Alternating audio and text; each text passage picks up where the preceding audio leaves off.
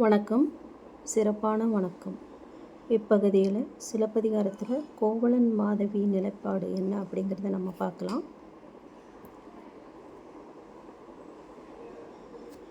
கோவலன் இன்னொருத்தியை மனசில் நினைத்து பாடுகின்ற மாதிரியான யாழிசைத்து பாடி முடித்ததும் மாதவியின் முகத்தில் எந்த சலனமும் இல்லை. கோவலன் அருகாமையில் கிடைக்கும் போதெல்லாம் மகிழ்ந்திருப்பதைப் போலவே வெளியில் காட்டிக்கொண்டாலும் உள்ளத்தின் உள்ளே ஊடல் கொண்டவளாக கோவலனின் கையில் இருந்த யாழை வாங்கி அதை மீட்டி அவனுக்கு எந்த விதத்திலும் காணல் வரி பாடுவதில் தானும் சளைத்தவள் அல்ல என காட்டும் விதத்தில் பாடத் தொடங்கினாள். பாடலுக்கு உட்பொருளை கோவலனை கொடுத்திருந்தது அவளுக்கு கொண்டாட்டமாகி இருந்தது.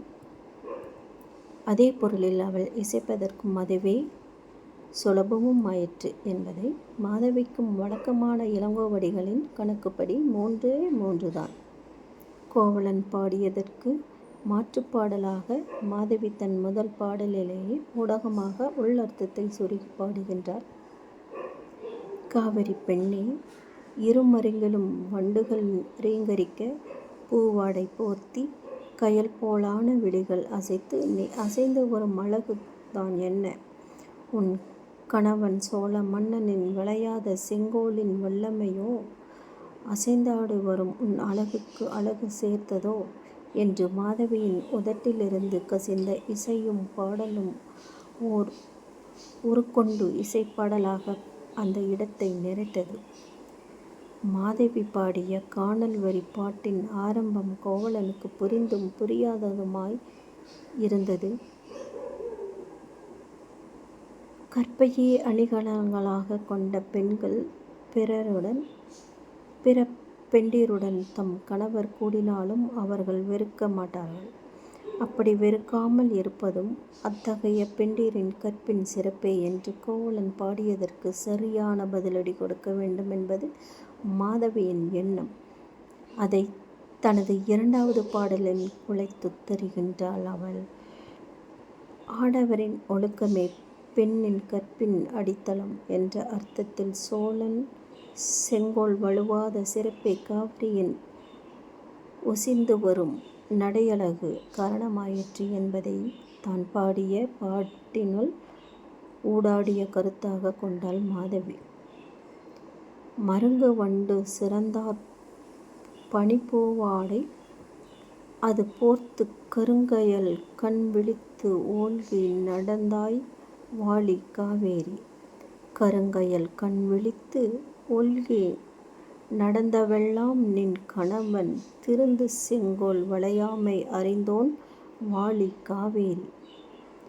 பூவார் சோலை மயில் ஆழப் புரிந்து குயில்கள் இசைப்பாட காமர் மாலை அருகசைய நடந்தாய் வாழி காவேரி. காமமாலை அருகசைய நடந்த எல்லாம் நின் கணவன் நாம வேலின்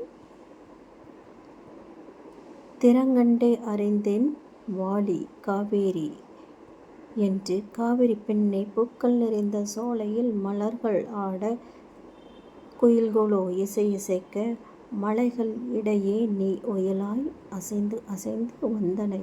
பகைவர்களுக்கு அச்சம் தரும் சோழ மன்னனின் வேலின் சிறப்பே உன் அசைந்து வந்த நளினத்திற்கான காரணம் என்பதை நான் அறிவேன் காவிரி என்று மாதவி ஊடலின் விளைந்த சீனங்களில் உள்ளர்த்தத்தை பாட்டில் பதித்து பாடுகின்றார். இந்த இடத்தில் சிலப்பதிகார காப்பியத்தில் தற்கால நாவல் போக்கில் காணப்படுவதை போன்ற ஓர் அழுத்தமான முடிச்சு விழுகின்றது. காவிரியை பார்த்து தன் காதல் மனைவி கண்ணகி நினைப்பில் பாடிய கோவலன் சோழ மன்னனை காவிரியின் கணவனாய் கொண்டு மாதவி பாடிய காணல் வரி பாட்டில் இவளும் இன்னொருவனை நினைத்து பாடுகிறாளே என்று குதித்து மனம் நந்தான். ஆற்றாமையை அவன் அள்ளி விழுங்கியது.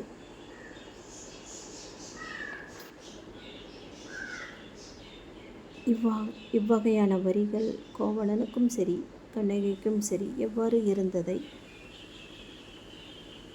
அதனுடைய அர்த்தங்களை அடுத்த காணொளியில் நாம் கேட்டு மகிழலாம். நன்றி, வணக்கம்.